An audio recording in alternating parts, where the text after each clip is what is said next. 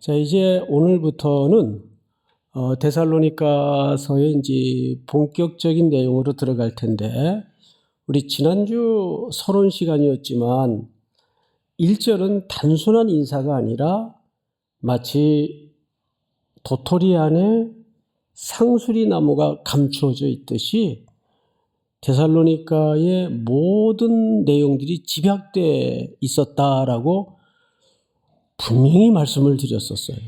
기억나시죠? 그러면 사도 바울은 왜 붓을 들어서 이 글을 전서 후서로 나뉘어 쓰게 되었는가? 세 가지 이유 때문이라고 설명을 했습니다. 첫째는 이들이 굉장한 환난 속에 있었습니다. 뿌리째 흔들릴 정도의 어려운 상황이 있었어요. 이제 그 내용은 잠시 후에 따로 설명을 드리겠고, 그러다 보니까 불안하죠. 혼란스럽죠. 가는 길이 맞나? 우리가 옳게 하고 있는 건가? 가만히 있어도 흔들릴 텐데 안팎으로 흔들어대니까 그 흔들림이라는 것은 더 심각했을 겁니다. 또 하나는 그러다 보니까 잘못된 가르침이 교회 안으로 파고들어서 그러지 않아도 흔들리는 성도들을 더 경랑 속으로 잘못된 길로 인도하는 일들이 벌어지기 시작합니다. 그것이 소위 잘못된 종말론입니다. 요즘도 그렇죠? 시대가 이렇게 어수선하고 혼란스러울수록 시한부 종말론이라든지 잘못된 종말론주의자들이 성경을 잘못 해석하고 가르쳐서 더 혼란에 부채질을 합니다. 예를 들면 이런 거죠. 언제 주님이 오십니다. 그러면 요즘은 또 어떤 분들은 이제 3년 안에 주님 오신다고 이렇게 단정적으로 말씀하는 좀 연세 드신 분들이 계신데, 그것조차도 위험한 거예요. 그러다 보면 내일 오신다든지 3년 안에 오신다든지 그러면 학교 입학할 필요가 있어요. 될 대로 되는 거죠. 또 직장 나갈 필요 있어요.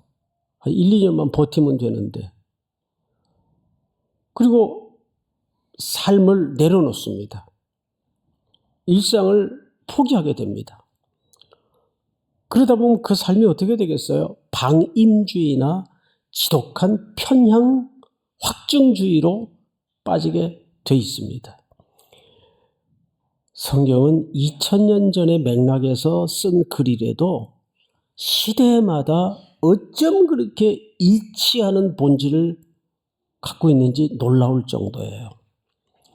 그러니까 세 가지입니다. 이 서신을 쓴 목적이, 첫째는 환난 중에 있었고, 환난이 겹겹이 우겨쌈을 당하다 보니까 잘못된 종말론에 빠져서 언제라는 시간에 종말의 의미를 맞추다 보니까, 세 번째는 무슨 현상이 나타나요? 일상을 내려놓는 현상을 드러내게 됩니다. 이 소식을 제자들에게 보고받은 바울이 이렇게 둬서는 안 되겠다 싶어서 글을 쓴 거예요. 그래서 우선 이 데살로니가 교회가 어떻게 개척이 되었는가, 그것을 조금 오늘 좀 상세하게 배경을 알아야 오늘의 단어나 문장의 의미가 뭔지를 척확하게 이해할 수가 있습니다. 자, 우선 데살로니가는 여기에 사도 바울 일행이 도착하기 전에 어디에 있었습니까? 빌립보에 있었습니다. 빌립보에는 회당도 없었어요. 그 말은 유대인이 거의 없었다는 얘기입니다.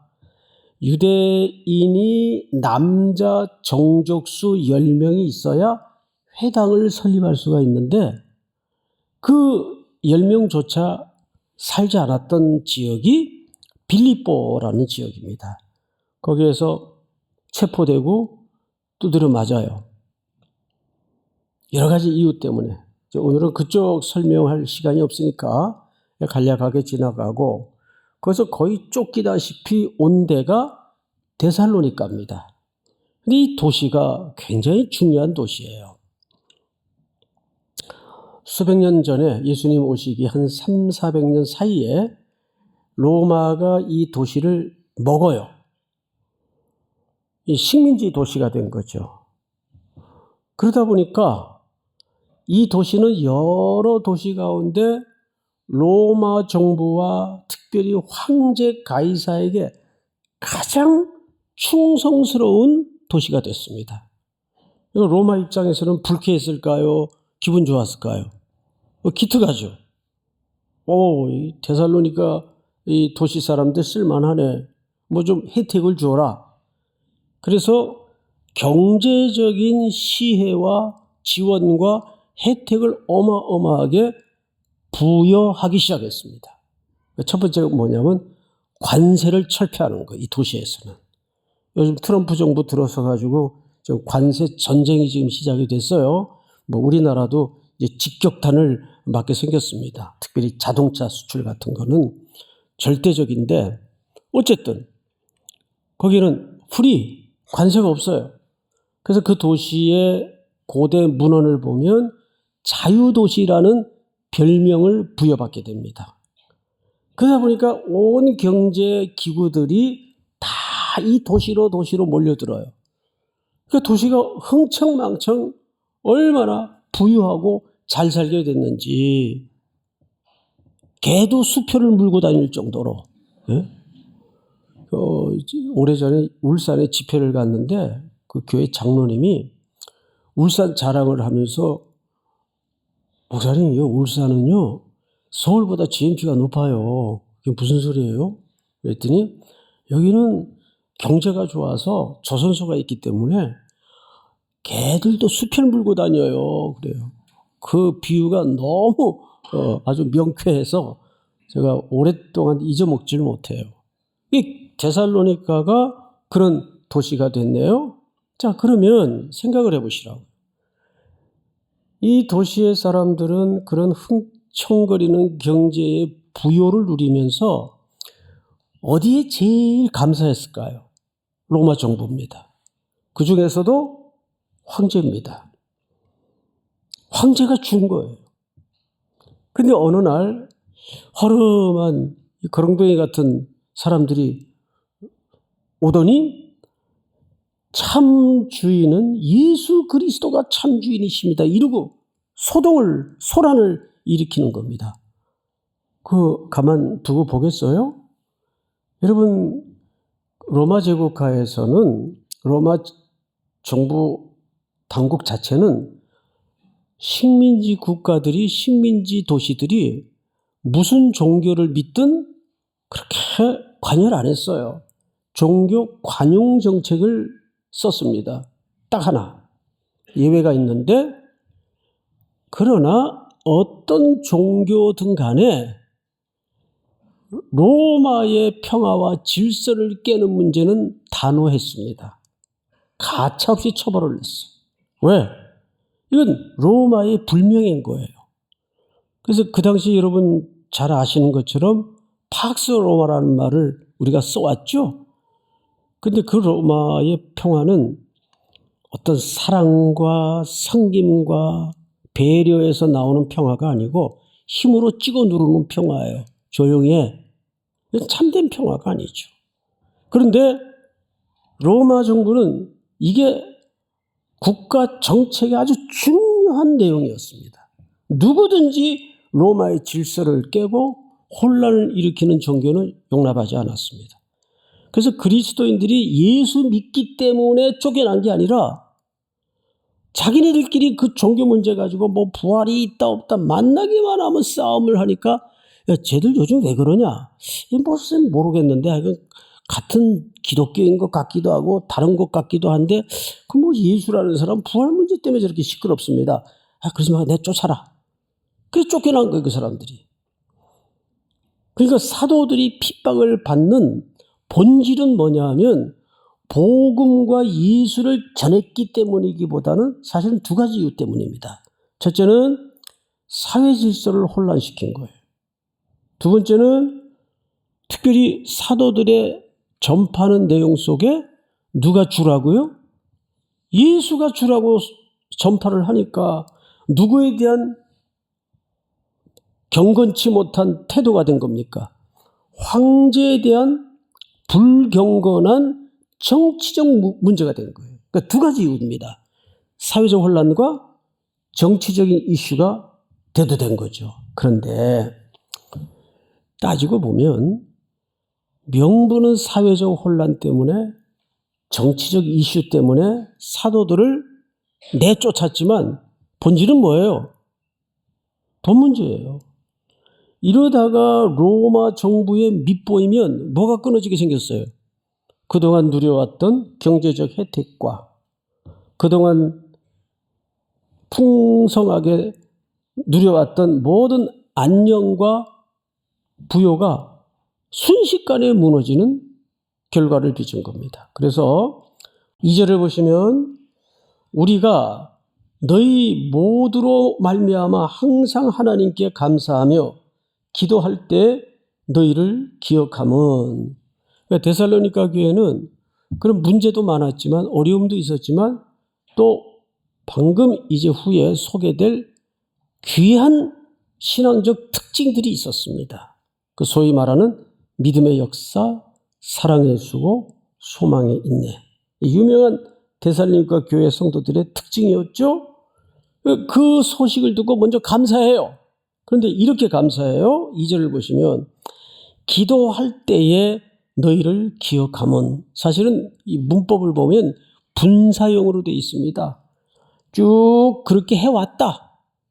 기억해왔고 기억해 올 때마다 뭘 했다는 얘기예요? 그들을 품고 기도했다는 얘기예요. 분사형으로 설명을 하면 이 말씀을 읽으면서 이런 생각이 들더라고요. 우리가 선교하고 오면 그걸로 끝나서는 안 됩니다. 이제 선교를 가면 그 약한 교회에 필요들이 계속 눈에 띄어집니다. 또 선교사님들 또는 그 영계교회 목회자들, 성도들의 아픔과 필요가 계속 눈에 걸려 들어옵니다.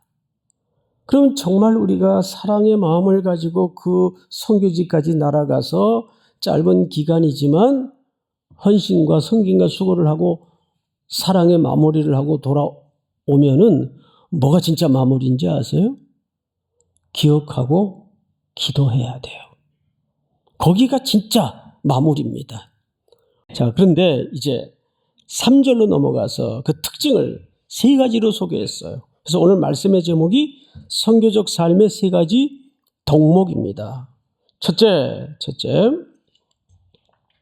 너희의 믿음의 역사와 그랬어요. 자, 근데 여러분, 여기서 번역은 믿음의 역사로 됐는데 조금 더 직선적으로 원문의 뉘앙스에 가깝게 번역을 하려면 믿음의 역사보다는 믿음의 행위로 번역해야 더 가까운 번역입니다. 좀 아쉬워요. 그 말이 그 말 아닐까? 그러면 왜 행위로 안 했을까? 여러분, 우리는 이제 아주 그 복음주의 입장에서 또는 보수적인 교단에 소속이 돼 있어요. 여러분들한테 한번 여쭤볼게요. 오직 구원은 뭘로만 얻어요? 그렇죠. 믿음으로만 구원을 얻습니다.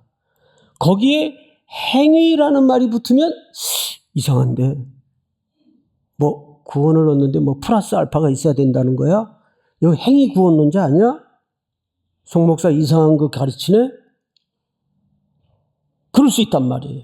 거기에 알레르기 반응들이 있어요. 우리 성도들이. 근데 여기서는 그런 얘기가 아니에요.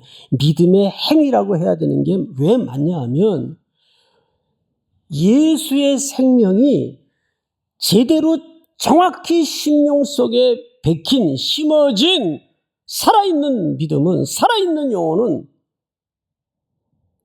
그 결과로 열매가 저절로 나와야 돼요, 안 나와야 돼요? 나와야 되죠. 그 믿음에 걸맞는 삶의 결과와 열매가 나와야 된다는 얘기예요. 이것이 데살로니가 교회 성도들에게 있었습니다.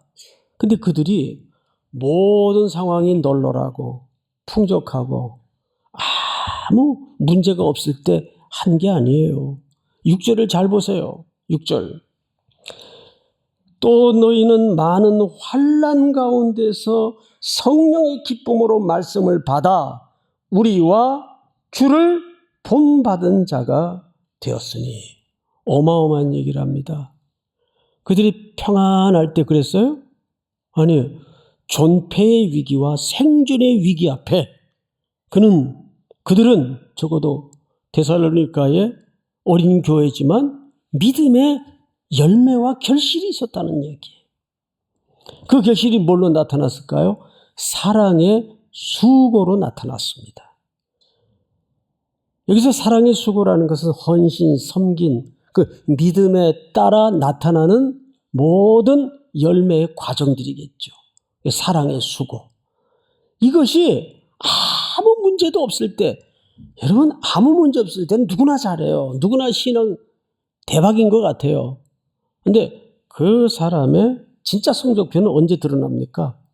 어려움이 몰려오고 고난이 닥쳐올 때, 이 사람 진짜구나.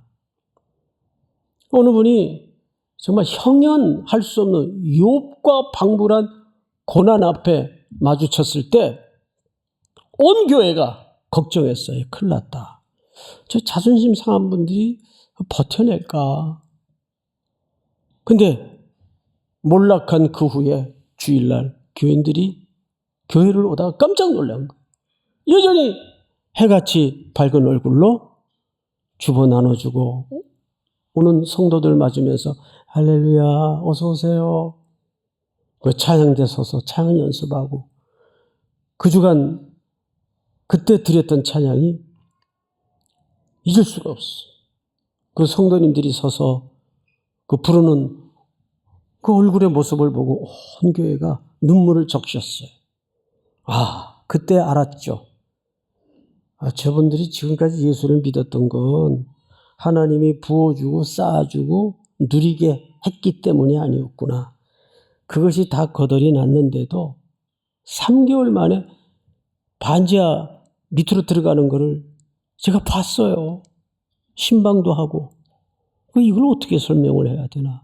그때 교회들이, 성도들이 안 거죠. 이분들이 지금까지 신앙생활 했던 거는 그동안 누렸던 그것 때문에 한 게 아니구나. 그게 다 거두어져도, 거품처럼 사라져도 어떤 것도 흔들 수 없는 예수라는 보배 때문에 그들이 신앙생활을 한 거구나. 그 주간 드렸던 그 찬송가가 뭐냐 하면 태산을 넘어 홍곡에 가도 빛 가운데로 걸어가면 주께서 안히 버리시기로 약속한 말씀 잊지 않네. 아시죠 여러분? 부르진 않겠어요. 근데 그 가사를 잊을 수가 없어요. 그 찬양을 부르는 그분의 모습을 보면서 성도들이 다 사정을 아니까 눈물을 적시더라고요. 저는 제 말씀 은혜 받고 우는 줄 알았어요. 믿음의 역사란 그렇게 사랑의 수고를 동반하게 되고 마지막에 뭐죠? 소망의 인내입니다. 여기서 소망의 인내라는 것은 그냥 소극적으로 견디고 버티고 다가오는 시간을 이렇게 맞이하는 과정이 아니라 굉장히 적극적인 표현이에요. 소망의 인내라는 것은 분투가 전제된 표현이에요. 그 소망의 인내는 뭐냐? 이걸 좋은 예가 하나 있습니다. 성경으로 예를 들 테니까 들어보세요. 제가 자주 드렸던 예일 수도 있는데 처음 듣는 것처럼 들어보세요. 마태복음 25장에 보면 예수님이 이제 신랑으로 비유돼서 신랑을 맞으러 10처녀가 나가요. 기억나시죠? 근데 신랑이 늦게 와요. 늦게. 왜 이렇게 안 오나? 기다리다 밤은 깊어지고 그래서 다 잤어요. 몇 명만 잠이 들었습니까? 예? 고민돼요? 10명이 다 잤죠. 생각해 보세요. 저처럼 잠 없는 사람 외에는 밤이 늦었는데 10명이 다 졸았죠. 다 졸았어요. 성경에도 보면 10명이 다 졸았다라고 돼 있어요. 근데 어느 밤 한 경점쯤 신랑이 오신다라고 고함 소리가 난 겁니다. 몇 명만 깼을까요? 11명이 깼다고요? 아니죠. 잘못 들었겠죠. 5명만 깼나요? 10명이 다 깼어요. 근데 그 본문의 결말이 어떻게 끝나는지 아세요? 그러므로 깨어있으라. 말이 안 되잖아요.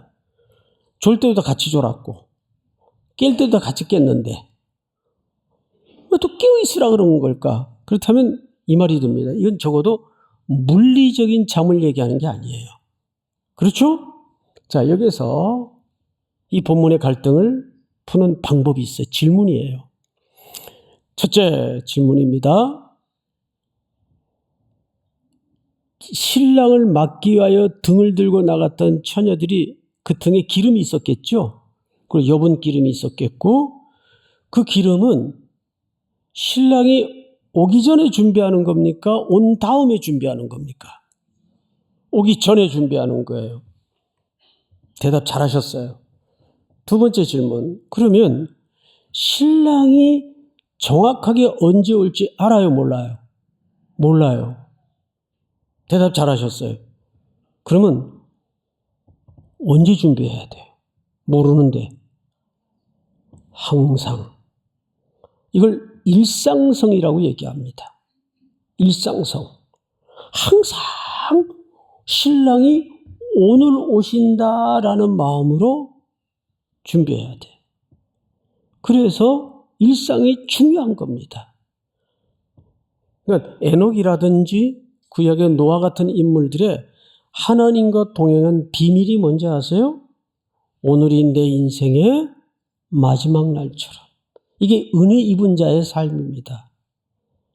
믿습니까? 오늘이 이 예배가 내 인생의 마지막 예배로, 오늘 누군가의 만남이 내 인생의 마지막 만남으로. 그러니까 이 노루꼬리 마냥 짧게 남은 하루 햇살이 기적 같은 날이에요. 오늘이 내 인생의 마지막 날처럼. 그래서 제 어머니 묘비에 어떤 성구가 좋을까 기도하다가 제 신앙 고백을 같이 얹었어요. 성경의 마지막 글이 뭡니까? 아멘 주 예수여 오시옵소서.